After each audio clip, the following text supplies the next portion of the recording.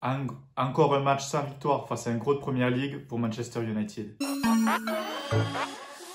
Salut amis, j'espère que vous allez bien. Donc voilà, on se retrouve pour le débrief du gros choc de ce week-end qui opposait donc voilà Manchester United face à Chelsea. Match à l'extérieur, match à Stamford Bridge.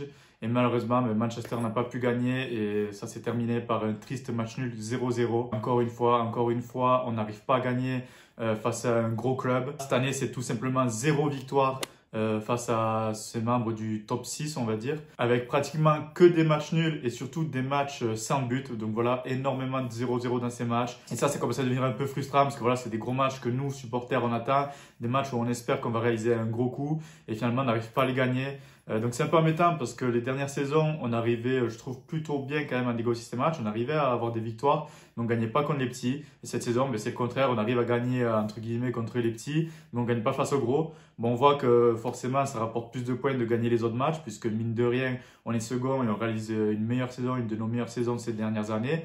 Donc voilà, ça reste des matchs à 3 points, mais c'est ça qui manque. Ce qui manque, c'est ces victoires dans ces gros matchs pour, d'une, déjà faire forte impression et marquer un peu un coup et montrer qu'on est vraiment de retour, qu'on est vraiment dominant. Et puis, à mon avis, pour pouvoir jouer le titre, il va falloir aussi, dans les saisons à venir, réussir à gagner ces matchs, tout en gardant cette régularité face aux autres équipes qu'on a réussi à bien gérer pour l'instant sur cette saison. Donc voilà, on est habitué et comme d'habitude, on ne gagne pas face à un gros. Et ensuite, un peu la seconde news de ce match, c'est que finalement, voilà, les déclarations de Klopp ou de Lampard, ça a bien marché puisque voilà, beaucoup se sont plaints que c'était Warchester, que Manchester avait toujours les décisions arbitrales en sa faveur. Et depuis ce moment-là, voilà, on n'a plus aucune décision en notre faveur. On voit que les arbitres, ils ont du mal à siffler pour nous. À chaque fois qu'il y a une décision à revoir, un peu litigieuse, que ce soit un but pour nous, un but contre nous, ou voilà, un penalty qui peut être en notre faveur, on voit que les arbitres maintenant ont du mal à siffler pour Manchester. Dites-moi ce que vous en pensez. Moi, j'ai vraiment l'impression que le fait un peu, toute cette pression médiatique du fait qui s'est créé que Manchester était favorisé par l'arbitrage a fait que maintenant on le paye et que les arbitres vraiment ont du mal à siffler en notre faveur. Je pense qu'aujourd'hui, clairement, il y avait penalty pour Manchester. Il y avait cette main de Hudson-Odoi. Certes, la main, elle aurait été un peu, peut-être un peu sévère dans le sens où surtout, en fait, elle aurait été un peu malheureuse pour Odoi et pour Chelsea parce que c'est une main un peu évitable et une situation qui menait pas vraiment à une action dangereuse. Mais mine de rien, il y a quand même une main, il y a une main qui est ici, plus haute que l'épaule. Je vois pas comment ça peut pas être sifflé, surtout en ayant été checké à la VAR. Je vois pas comment on peut voir une main comme ça et pas siffler main. Donc voilà, moi ce que je pense, c'est que vraiment les arbitres maintenant, ils ont peur de siffler. Que l'arbitre a peur de siffler penalty pour Manchester, en plus dans un gros match, et il a peur des retombées médiatiques. Et ça, c'est embêtant parce que autant moi, je me plains pas de l'arbitrage. C'est vrai qu'on a eu beaucoup de décisions, peut-être beaucoup de pénaltys en notre faveur, mais après voilà, je pense que ça n'a pas été fait pour nous favoriser. Je pense que c'est tombé comme ça.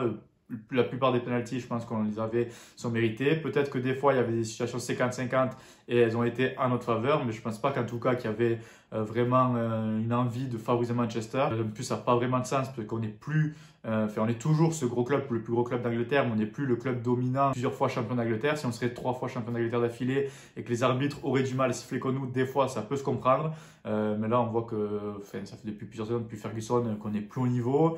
On est, la plupart des années, on n'était même pas en Champions League, donc je vois pas l'intérêt, je vois pas en quoi on aurait pu être favorisé. Des fois, on peut dire que voilà, c'est le champion qui est un peu favorisé, mais là, c'est pas le cas. Et par contre, ce qui est clair, c'est que moi, j'ai l'impression qu'en ce moment, on paye cette réputation. Et par contre, là, on a un désavantage au niveau de l'arbitrage. Pour revenir sur le match, voilà, le match il a été plutôt décevant. Donc, une première mi-temps où d'entrée de match, Chelsea a dominé, a beaucoup eu le ballon.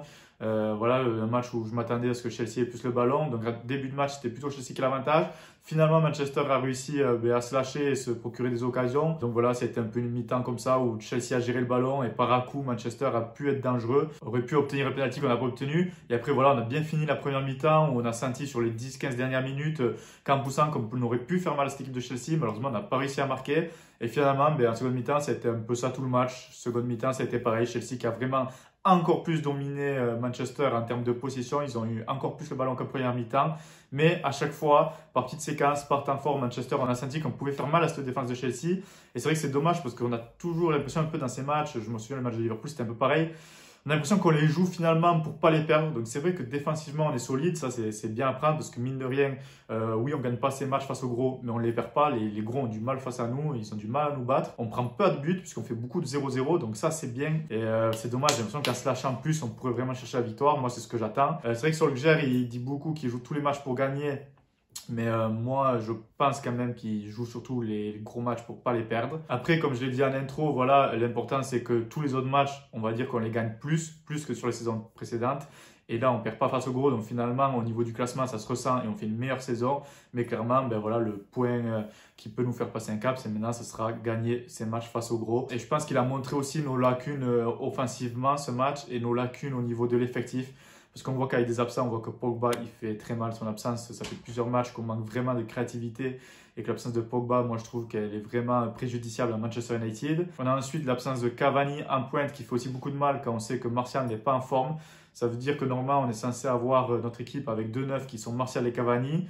Un n'est pas en forme, l'autre est absent. Ce qui fait qu'on se retrouve voilà, avec Greenwood et James titulaires et on voit que c'est pas suffisant. C'est pas suffisant pour être titulaire à Manchester et pour ces gros matchs. Greenwood, il a clairement le talent, mais je pense que c'était encore trop tôt, il est trop jeune.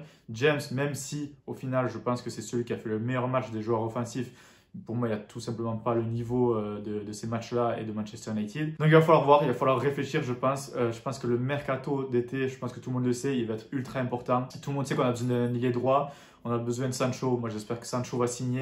Parce que clairement, si on met Sancho aujourd'hui à droite et qu'on règle ce problème de neuf, je pense que le match il peut être complètement différent. Il faut Sancho, je pense que Sancho c'est primordial. Il faut vraiment qu'on recrute voilà, ce joueur créatif qui va nous faire du bien dans les matchs comme ça. Je trouve qu'on manque de joueurs créatifs. C'est vrai qu'on a Bruno qui peut faire des passes décisives et des buts, mais on le voit, il n'a pas été bon encore aujourd'hui. Et si lui n'est pas bon, on n'a plus personne pour créer. Rashford, c'est un super joueur attaquant, mais c'est un attaquant pour moi qui n'est pas un joueur créatif. Oui, il marque des buts, oui, il peut faire des passes décisives, dribbler des joueurs, mais ce n'est pas ce joueur créatif vraiment qui va sortir quelque chose de ses pieds, qui va pouvoir voilà, vraiment être à la création. C'est plus quand même un joueur, même s'il fait des passes décisives, qui est plus dans la finition, dans la profondeur, dans la recherche de profondeur. Et on a besoin de ce joueur qui va amener un peu de magie, qui va en même temps aussi décharger Bruno. Et je pense qu'en plus, Bruno, il pourrait être encore plus efficace. Parce qu'on le voit, Bruno, quand même, son point fort, c'est qu'il est ultra décisif. Et pourquoi pas avec Sancho, être encore plus à la réception de passes ou de centre et être encore plus décisif que ce qu'il ne l'est déjà. Et ensuite, dans ce mercato, le problème, ça va être la question du neuf. Moi, je pense que c'est vrai que Martial, c'est un de mes joueurs préférés de Manchester, sûrement de mes 3 joueurs préférés de Manchester. Mais maintenant, je pense que j'ai digéré le fait que je pense que c'est fini son aventure. Je pense que pour moi, il doit être fini à Manchester. Je pense qu'il doit quitter Manchester. Il arrive à peu près en même temps que Rashford et on voit que les deux, normalement, auraient dû avoir une progression à peu près similaire. Surtout que je pense que moi, je trouve que Martial, à la base, avait plus de talent que Rashford.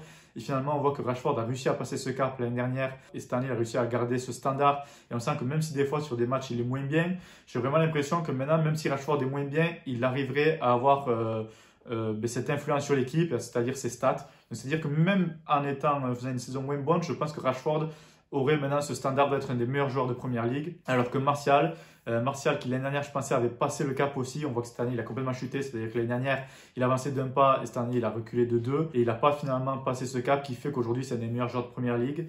Et voilà, quand on voit l'évolution des deux, on sent que Rashford, maintenant, ce qui lui manque, c'est de pourquoi pas devenir un des meilleurs joueurs offensifs du monde. Et ce qui est sûr, c'est que j'ai l'impression que c'est un des meilleurs joueurs de Première Ligue. Et par contre, Martial, il n'a pas passé ce cap finalement. Et ça reste encore un joueur trop inconstant ou peut-être on peut se dire que l'année prochaine, il fera une bonne saison. Mais c'est même pas sûr. Donc je pense que Martial doit partir. Si Martial part, je pense que Greenwood, voilà, avec l'arrivée d'un Sancho, on peut se dire que Greenwood, on le met en neuf. Ça fait qu'on aurait 2 neufs, Cavani et Greenwood. Moi, ça me va. J'aimerais bien que Greenwood prenne ce rôle de neuf. Maintenant, je pense que Greenwood, ça ne doit pas être le titulaire ou en tout cas le joueur sûr, non neuf, le neuf de Manchester United. Donc ça voudrait dire qu'on partirait avec Cavani légèrement devant et Greenwood qui est là pour tourner et qui peut aussi prendre sa chance bien entendu. Mais maintenant il va falloir aussi réfléchir, est-ce qu'on prolonge Cavani? Est-ce que Cavani ça peut être vraiment non neuf? On voit qu'il est quand même absent sur blessure.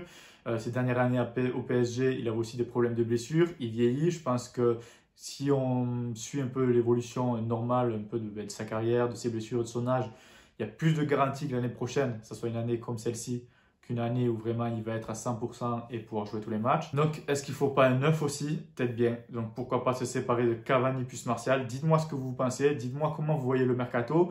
Dites-moi qui vous voulez voir arriver. Arriver après, je pense que la plupart, ça va être du Sancho, du Grealish. Je pense que le favori, ça va être Sancho. On a beaucoup parlé qu'on a besoin de défenseurs centrales, on est tous d'accord. Mais qui vous voyez partir? Et dites-moi justement le contrat de Cavani, est-ce que pour vous, est-ce qu'il faut prolonger Cavani? Je pense que si on prolonge Cavani, ça veut dire qu'on reste sur le 9 Cavani-Greenwood, parce qu'on ne va pas avoir 3 attaquants de pointe. Et par contre, si on ne le prolonge pas et qu'on se sépare de Martial, il faudra acheter un 9. Maintenant, c'est compliqué. C'est sûr que le rêve, ça serait peut-être Alan Sancho ou un gros 9 et Sancho. Même il y a des joueurs comme Kane. C'est sûr que Kane-Sancho, je pense qu'on serait bien. Après, est-ce qu'on va pouvoir sortir un mercato avec 2 joueurs comme ça? Je pense que si on recrute Sancho, c'est déjà énorme. En plus de ça, si on a besoin d'un défenseur central, voire d'un arrière droit, est-ce qu'on peut signer 2 gros joueurs cet été? Est-ce que vous voyez Manchester signer vraiment 2 gros joueurs? Un top 9 plus Sancho? Moi, j'ai l'impression que ça va être compliqué. Donc, il va falloir réfléchir. En tout cas, ce qui est sûr, c'est que je pense que le mercato, il va être décisif. C'est vrai que moi, je trouve qu'on a quand même des progrès. Des progrès par rapport à la seconde place, des progrès parce que les matchs contre les petits, entre guillemets, ou les clubs voilà, qui sont seconde partie de tableau, on les gagne. Et ce qui fait que même si on ne gagne pas les gros matchs, ben, tous les matchs valent 3 points, que ce soit West Brom ou City, ça vaut 3 points. Et au final, de gagner plus de matchs, ben, forcément, on est plus haut et on est second. Donc, c'est quand même un acquis. L'année prochaine, on sait ce qu'il nous faut. Il faut qu'on gagne ces gros matchs. Il faut qu'on soit plus créatif et qu'on apporte vraiment une plus-value sur le mercato. Et là, on pourra vraiment, peut-être, pourquoi pas, être plus sérieux. Mais déjà en Ligue des Champions, j'aimerais bien au moins atteindre les quarts de finale de la Ligue des Champions l'année prochaine.